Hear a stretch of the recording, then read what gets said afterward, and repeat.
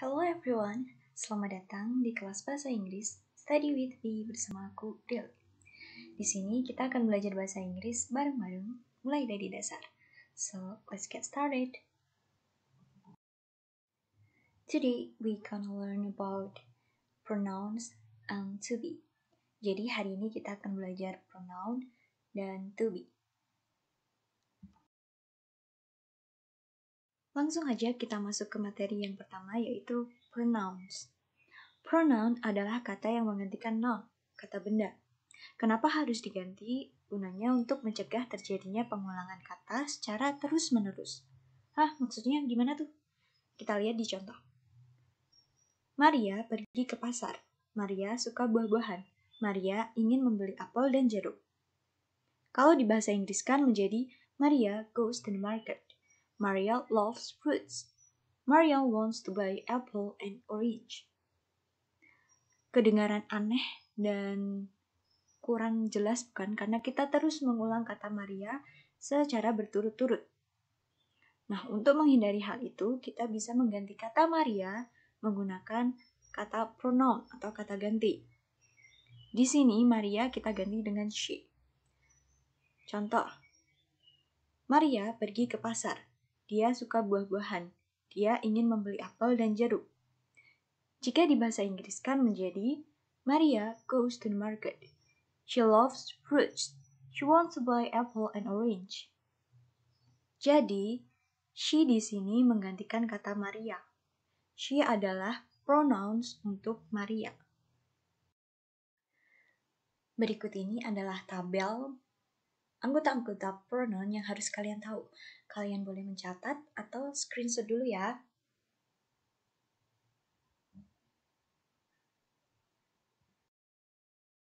Karena pronouns mempunyai beberapa jenis dan setiap jenis mempunyai anggota masing-masing, kita bahas satu persatu, dimulai dari subjek dan objek pronouns. Subjek pronouns itu yang melakukan sesuatu kegiatan, tindakan, atau aktivitas lainnya. Dia diletakkan sebelum verb. Sementara objek pronouns itu yang dikenai sesuatu, baik itu kegiatan, tindakan, atau aktivitas lainnya. Intinya, objek pronouns diletakkan setelah verb. Contoh, I have a little brother. He calls me Lily. Aku mempunyai seorang adik laki-laki. Dia memanggilku Lily. He di sini posisinya sebagai subject pronouns. Dia menggantikan kata a little brother di kalimat sebelumnya. Dan dia letaknya sebelum verb. Verbnya di sini yaitu calls. Dan me di sini posisinya sebagai object pronouns. Dia dikenai sesuatu. Dan diletakkan setelah verb, yaitu calls. Berikut ini adalah anggota-anggota dari subject pronouns dan object pronouns. Yang pertama, subject pronouns. Ada I, saya, you, kamu, he, dia laki-laki, she, dia perempuan, it, untuk selain manusia, bisa hewan, tumbuhan, atau apapun itu, we, untuk kita atau kami, they, mereka. Dan di object pronouns, kita punya me, saya, you, kamu, him, dia laki-laki, her, dia perempuan, it, untuk yang selain manusia, us, kita atau kami, them, untuk mereka. Dan perlu kita ingat bahwa di bahasa Inggris dan bahasa Indonesia itu ada perbedaan di kata dia. Kalau di bahasa Indonesia kita menyebut orang ketiga itu ya dia. Nggak ada mau entah itu mau cowok, cewek, laki-laki, perempuan. Kita selalu pakai kata dia. Tapi kalau di bahasa Inggris ada perbedaannya. Untuk yang laki-laki kita pakai he, dan untuk yang perempuan kita pakai she. Dan di object pronoun ada him untuk yang dia laki-laki dan her untuk dia yang perempuan. Seperti itu. Sekarang kita masuk ke contoh. Eva is a kind girl. I really like her. Eva adalah seorang gadis yang baik. Aku sangat menyukainya. Her di sini menggantikan kata Eva di kalimat sebelumnya. Contoh yang kedua. My father is a teacher. I adore him so much.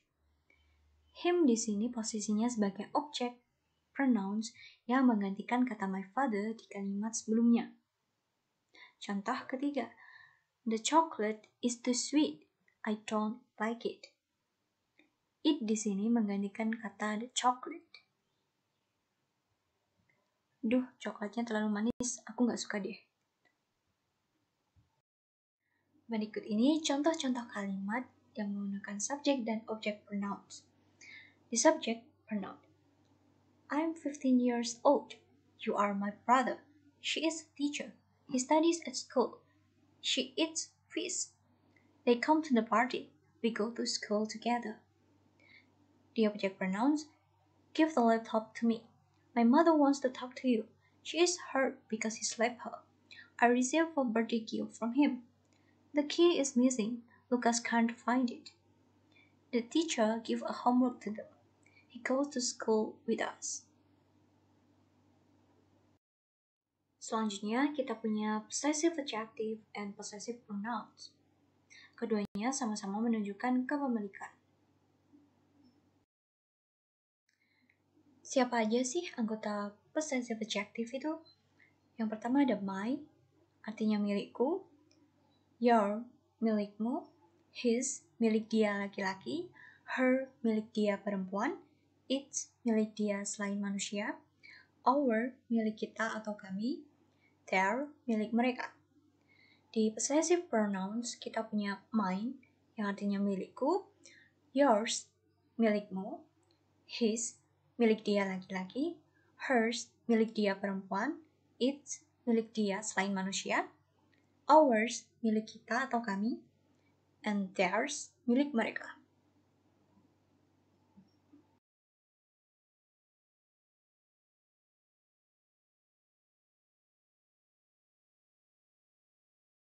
Mungkin di awal kita akan bertanya-tanya ya teman-teman, kalau possessive adjective dan possessive pronouns itu sama-sama menyatakan kepemilikan, lalu yang bedain mereka tuh apa gitu kan ya? Kita lihat lewat contoh-contohnya aja yuk teman-teman. Yang pertama, our mother works at the hospital. Ibu kami bekerja di sebuah rumah sakit. Their paintings are so beautiful. Lukisan-lukisan mereka sangat indah. Look at the cat.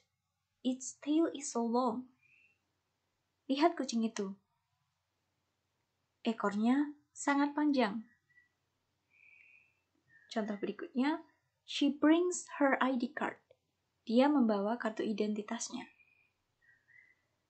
Do you know my dress? Apakah kamu tahu gaunku?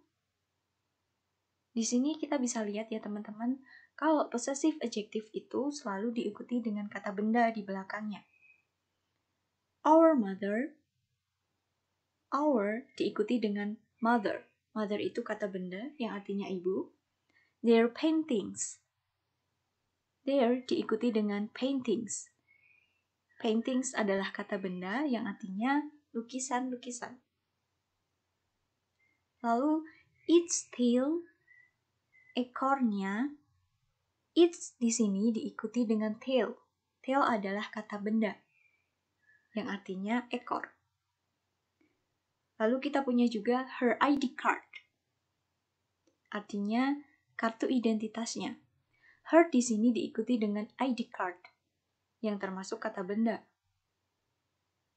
Lalu selanjutnya kita punya my dress, gaunku. My di sini diikuti dengan kata dress. Dress adalah kata benda yang artinya gaun. Jadi intinya, kalau possessive adjective itu selalu diikuti kata benda. Selanjutnya, possessive pronouns. Contoh yang pertama, this cake is my cake, not your cake. Kalimat ini secara grammar atau secara keseluruhan itu benar ya teman-teman. Tapi kalau kita ucapin tuh agak kurang ringkes gitu loh ya kesannya. Jadi bisa kita akalin dengan mengganti menggunakan kata pronouns. Contohnya, jadi, this cake is mine, not yours. Karena cake udah disebutkan di sini, jadi kita tidak perlu menyebutkan cake lagi di belakangnya. Karena kita udah tahu apa yang dimaksud gitu kan, kue yang dimaksud itu. Jadi kalimatnya lebih enak pakai this cake is mine, not yours gitu. Contoh yang kedua. Whose bag is this? It is mine. Ini tas siapa? Ini tasku gitu. Intinya, di possessive pronouns, pembicara atau speaker itu tuh udah sama-sama udah tahu benda yang sedang dibicarain. Jadi kita nggak perlu ngulang bendanya di kalimat. Kayak tadi, this cake is mine, not yours. Bukan this cake is my cake, not your cake. Kita ulang cake tadi berapa kali di kalimat itu? 3 kali kan? Jadi lebih enak kalau pakai kata ganti di situ.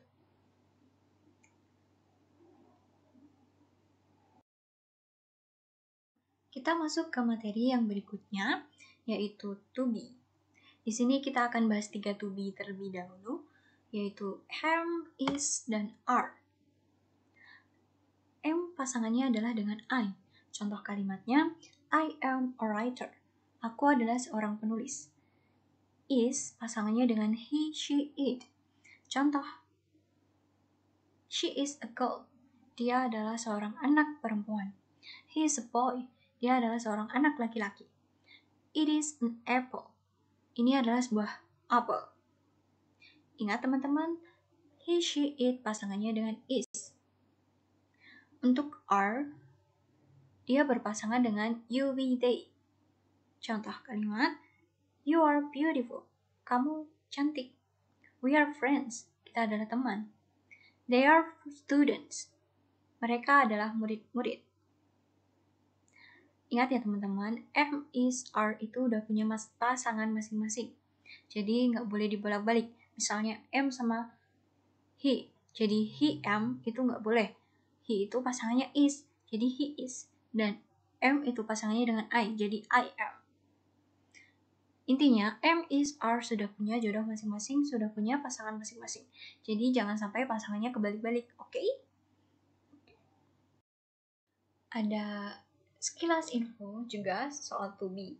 Jadi, to be biasanya diikuti oleh kata benda, noun, kata sifat, adjective, kata keterangan, adverb, dan verb ing.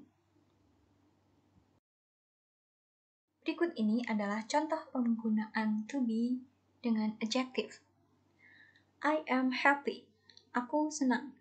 The dog is cute. Anjingnya lucu. The students are diligent. Murid-murid itu rajin. Happy, cute, diligent adalah contoh-contoh kata adjektif atau kata sifat. Dan biasanya dia posisinya tuh setelah to be. Berikutnya adalah contoh penggunaan to be dengan noun atau kata benda. I am an actor. Aku adalah seorang aktor. Rani is a dentist. Rani adalah seorang dokter gigi. It is a book. Ini adalah sebuah buku. Actor, dentist, book itu adalah contoh-contoh kata benda. Dan biasanya kata benda itu juga memerlukan to be di depannya. Selanjutnya, contoh penggunaan to be dengan adverb atau kata keterangan. I am in the garden. Aku berada di kebun. My sister is at home. Saudara perempuanku berada di rumah. He is at school. Dia laki-laki berada di sekolah. They are not in the cinema. Mereka tidak berada di bioskop. In the garden, at home, at school, in the cinema itu adalah contoh-contoh kata keterangan. Atau dalam bahasa Inggris kita sebut dengan adverb. Selanjutnya, contoh penggunaan to be dengan verb ing. I am studying math. Aku sedang belajar matematika. My mother is cooking. Ibuku sedang memasak. We are reading a book. Kami sedang membaca buku. Sekian dulu kelas kita hari ini. Thank you for joining today's class. Aku berharap kelas ini bermanfaat buat teman-teman dan sampai jumpa di lain waktu. Dadah!